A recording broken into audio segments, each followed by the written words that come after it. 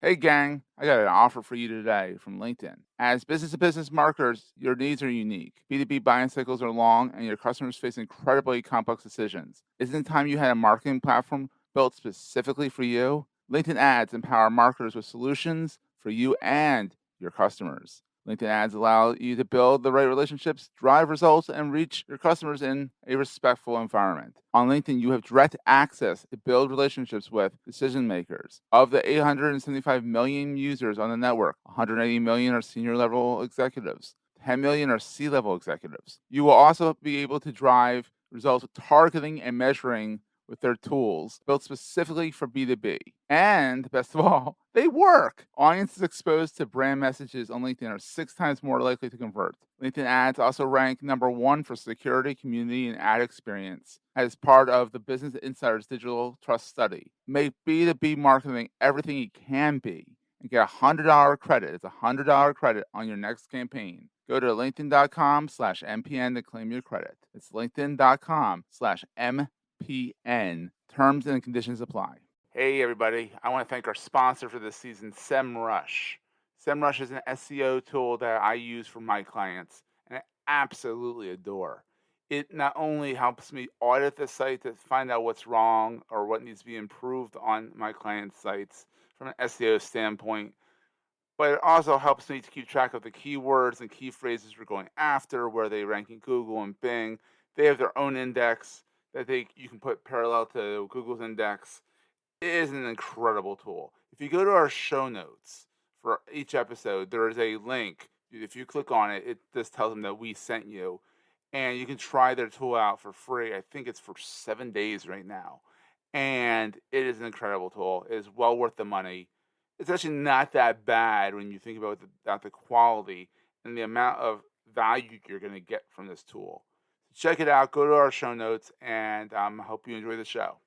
Welcome to the Entrepreneur's Enigma. This is Seth Goldstein.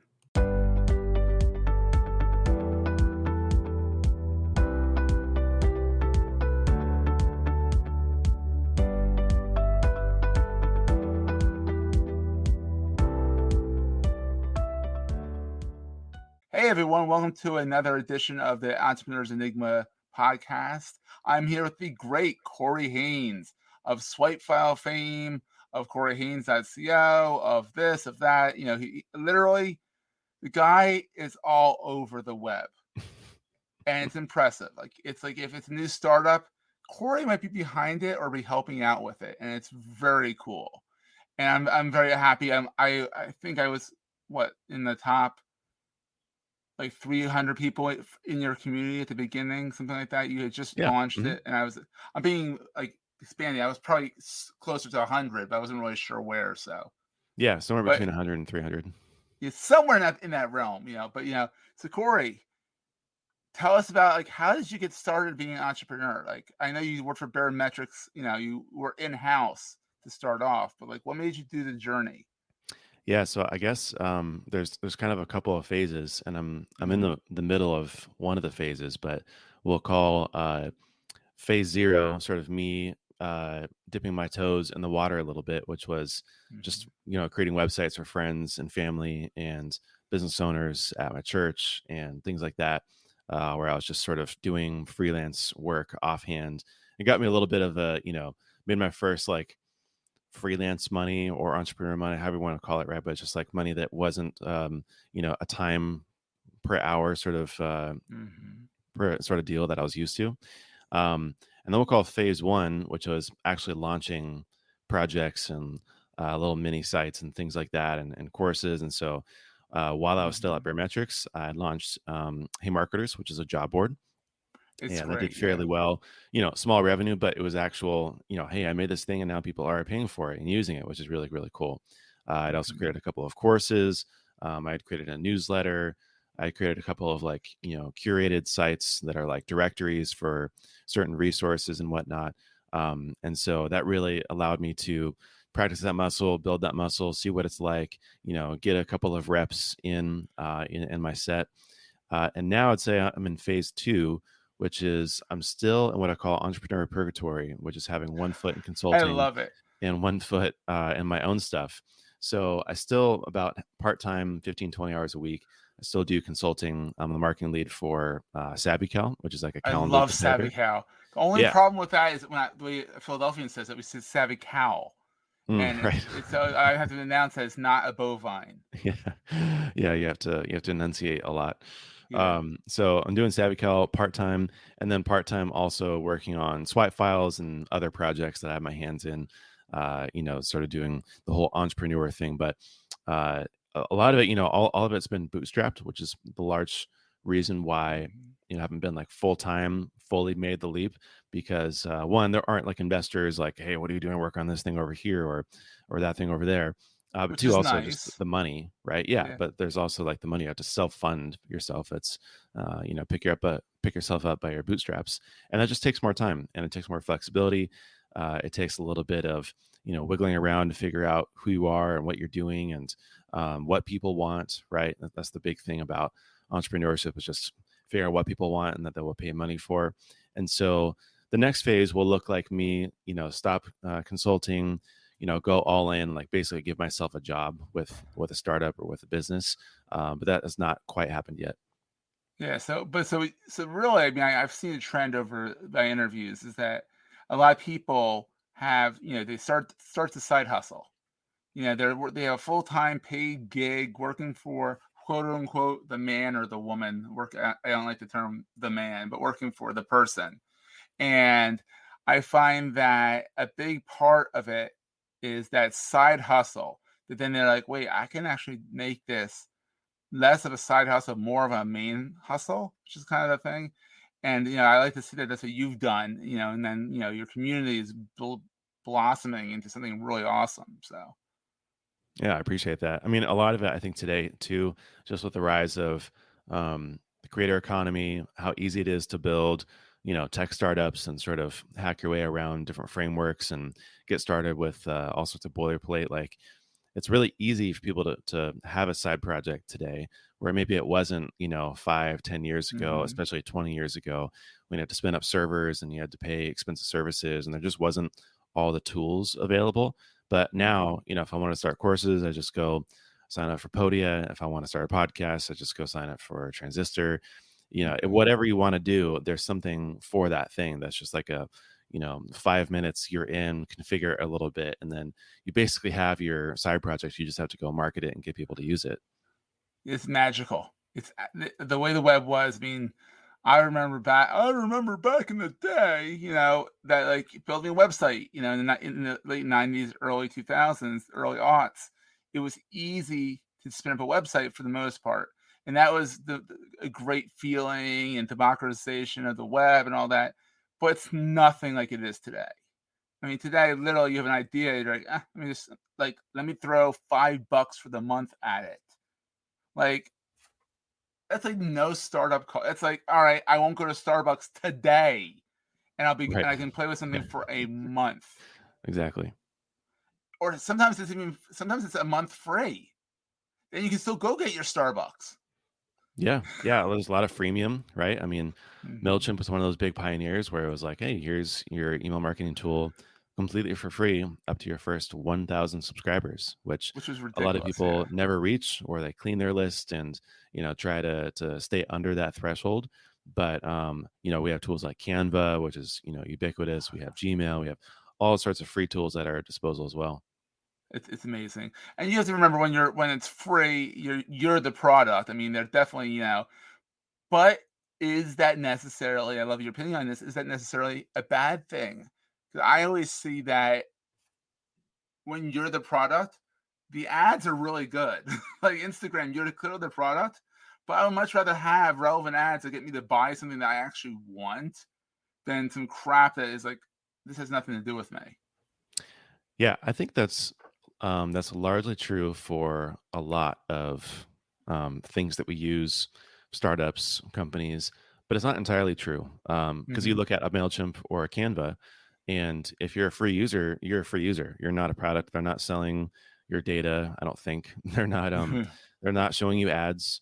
unless it's for like a paid version of that product. Mhm. And so the freemium business model is basically just like a land grab where you go and Mhm. you get into all sorts of people's accounts, and then you have this slow trickle of people who eventually reach some sort of threshold that now they feel the need to upgrade to a paid plan.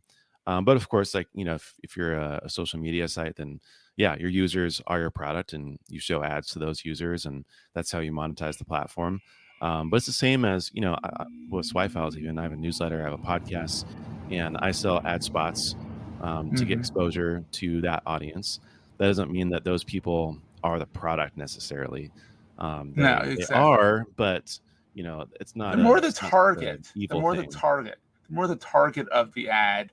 And it's Yeah, something I feel like I mean, Facebook is kind of iffy that way, but like Instagram's part, I feel like we're the target of the ads and they're hence targeted ads. And I feel like give me those ads. I'll take those. I'm getting to play with your platform and share stuff. But oh, that wallet is really cool. Now, how they find out that I need a wallet is really creepy, and I haven't figured that out. Because I know and nowhere did I search for wallet before they started showing me ads for it. I swear my phone's listening to me. right. Yeah, and that's where the problems come in with the whole, the users of the product, and now it's just, they're incentivized to get more and more data that they can use for advertisers and or sell to other people in some sort of scandalous way. Mm-hmm. But all right, so right now you're in phase two of your journey, which is Savvy Cal and swipe files, and I know you're tinkering here and there. You're always tinkering with something, and that's what I love about you, Corey. You're always like, "Hey guys," and you actually dog food your own community. It's not like you build this community for other people. You use it for yourself. You're like, "Hey guys, I'm trying to figure out the byline or not the byline, the CTA for Savvy Cow. Hmm. Here's the four I've come up with. What do you guys think?" And I love that you're the creator, you're the curator, you're the owner of Swipe Files, but you're also like you're the hair club for men. I'm not just the president. I'm a client. Like you use Right. your community, which is lovely. Yeah, no, I appreciate that. That's something that I try to do is just be a participant, right, and be Mm. one of the main, value drivers, and also just use the thing that in the way that I want other people to use it as well, right? Because I see all this value in what I've created, and I have this dream and vision for, how I can imagine people to use this thing that I put together. But if I'm not taking advantage of that, then I'm also, selling myself short, right? I'm not taking Mm-hmm. full advantage of it. I'm not realizing its own potential for my own use, and so it's a great privilege for myself to have. Once you create something that you then go use, and that's also like the kind of ethos and philosophy for how I start a lot of things is I just Mm-hmm. build for myself and I say how I want this thing to exist in the world, and then go figure out a cheap, easy, fast way to make that thing happen. And then if other people happen to like it and want it also, then we can turn it into business. If not, then it's a side project or it gets kind of demoted into my own little tool or something that's free, maybe, and maybe not free where the people are the product, but free just for free sake, right? Yeah. Just for goodwill's sake. That's awesome, and like I only actually remember I've been in Swipe Files the community for a while. I don't know how. I think actually, yeah, all things lead back to Matt Medeiros. I think that's where I think everything leads back to Matt. Yeah. I think that's where I found out about you was from Matt, and it's funny because if it's relatively within the last year and a half, every like SEO for the rest of us, Brendan, Yeah. though you two, the two best communities I'm part of, that I'm actively involved in, are products that have been highlighted on Matt's Matt report. So thank you, Matt. Thank you, It's Matt. kind of fun. Thank you, Matt. But so you have the Swipe File community, which I've always find is the more valuable thing than the site. Nothing personal. But like, I love Swipe File. But I think I've looked at it 3 times since I've been there. I keep forgetting to go back to look at the main site because the community is just so rich, Hmm. full of stuff. But what's your plan for like the Swipe File site itself, separate from the community? Like, what's your plan for that? Yeah, that's a good question because originally, I had these big, audacious plans for the site to turn it into this, massive hub and resource, and was cranking out all these articles and curating the swipe file and writing these teardowns as well. And everything changes, evolves. I think that's one of the big lessons of entrepreneurship is just, every day looks a bit different, and your dream and vision, you just, keep iterating and pivoting and figuring out, like I said, what people want, but also what you want to create. And that's one of Mhm. the hard balances to make is you want to make things that people want, but you want to make those things that you enjoy making, right? You don't want to just Mhm. like slave away at something for the sake of making that money, 'cause otherwise you feel like a sellout. You want to make things that are fulfilling in some way, creatively or valuable, or that you just enjoy making inherently. And so Mhm. for me, what I'm moving towards a little bit more is, yeah, focus on the community, but also bringing the content into the community instead of outside of the community onto the site. Because originally I was planning on having basically the community embedded into the site. It was a little bit Oh. difficult technically to pull off, and it was just kind of like awkward and clunky. And so I decided, never mind, I'm just going to put it on a subdomain. It's going to live over Mhm. here. I'll drive people there to get it. But now, I have two places to push people to, which is to the main site and then to the community. So instead of pushing people to the main site, why don't I just, push everyone into the community into one place and have the content live Mhm. there as well? So I'm that's where loving now I'm that, yeah. pushing all of the courses, new content, new formats of things that I'll be doing regularly, so that it's less burden for the members and the community participants, but Mhm. also it's a centralized place, right? And that always Mhm. makes people's lives easier. If it's just I click on one place, it's here. I can, naturally, kind of organically stumble upon this thing or find it or search for it, Mhm. and the user experience is hopefully a little bit better. Well, that's awesome. And so you also have a great podcast, and you have to, and the way I found it, I found it 'cause you talked about it. And, we talked about it when you were on Digital Marketing Dive. It's called Everything is Marketing. And the best way to find it is like Corey Haines, Everything is Marketing. 'Cause I think it's, one of those broader terms. But I'll put it up on the screen here so people can check it out. And tell us a little bit about that. Like, well, I mean, I know like you like to do a bunch of different things.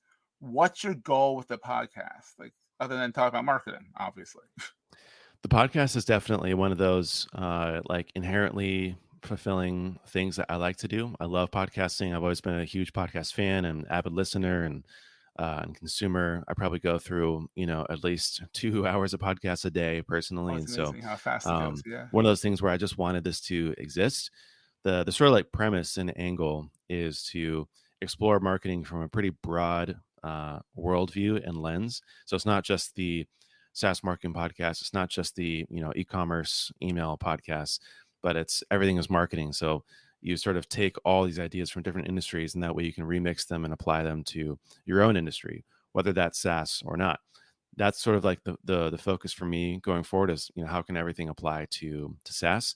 But the hard part about marketing is that you can see what everyone else is doing, right? You can see the blog posts they Mhm. publish, you can see the podcast they put out, you can read their website and you can sign up for their product and see all their emails. And so what happens is that you look to other people in the industry or even to other competitors as sort of the source of truth of here's what everyone else is doing. This is what we should do as well. And it creates this echo chamber where then everyone's doing the same thing, everyone sounds the same, and there's really no differentiating point, even to a marketing perspective of you don't sound or come off, present Mhm. yourself any differently, which is a huge problem.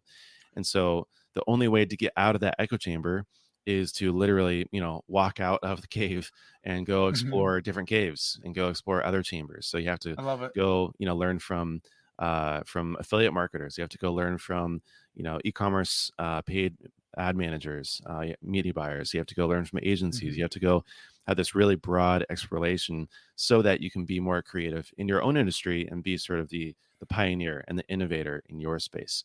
I And love it. hopefully everything is marketing is sort of one of those resources that allows people to broaden their perspective and learn to think more creatively. Oh, that's brilliant. And so obviously people can find you over at, I'll put this up now. I had this all prepared here. So so Well you can done. check you out at Corey Haynes. It's Corey with an E between Corey Haynes.co. Now every time I type Corey, like Corey Miller over at post status, I always misspell it because I spell it your way now. So I'm biased apparently. So On the default. Oh, that's You're a great. default in my brain, so there you go. And swipefiles.com, which was a very big coup d'etat because you started out off with swipefiles.co, Hmm. and all of a sudden you announce, I got the com. I got Yeah. the com. And so every once in a while I'll still type in CO. I'm like, nope, over here, over here. Yeah. Well, I mean, even just yesterday, I was going through a newsletter, and I keep finding .co in places still. I'm like, how is this? There's just so many places you don't even know that you use your link. And I found it on like a button on my website for one page in particular, where it still had, it's basically like a redirect link, but it was still the .co, which is fine, and there's Yeah, because nothing it wrong with redirects it. to But I the was just, .com, but yeah, yeah, it's but it's just still crazy that there's still that link over there. that's a riot. Yeah, That's a glad to be able riot. to snag the .com. That's awesome. And so this is great. I'm glad that you came on again because it's always nice to chat with you, and it's kind of nice to talk to someone who is less high strung than me. So this kind of calms me down, which is nice. On some of the shows when I have someone else who's as high strung as me, it's like, whoa, this is going rapid fire. Oh my god, oh my god. So this has been great. I want everyone, if everyone would be so kind as to review our podcast, Entrepreneurs Enigma, on the director of your choice. Podchaser is a great one. We would love that. And if you want to subscribe to the show, go over to entrepreneursenigma.com, which is a redirect, brings you over to the Ghost Media website. I consolidated everything. Talk about a lot of 301s I had to do. That was a nightmare, but now everything's consolidated and it works. So, and Corey, this has been fantastic. Keep up the good work. Keep going with Swipe Files, even when you make it big and you win the lottery or you're this big hot shot. Don't forget us little people. All right. Never, never. Yeah. Thanks so much for having me. It's fun. Awesome, buddy. That was a great show. Hey, if you're enjoying Entrepreneurs Enigma, please give us a review on the podcast directory of your choice. We're on all of them. And these reviews really help others find the show. Also, if you're getting value from the show and want to buy me a coffee, go to the show notes and click on the link to help me stay awake while I bring you more great episodes to your ears. That's in the show notes, and I look forward to the next episode. Take care, guys.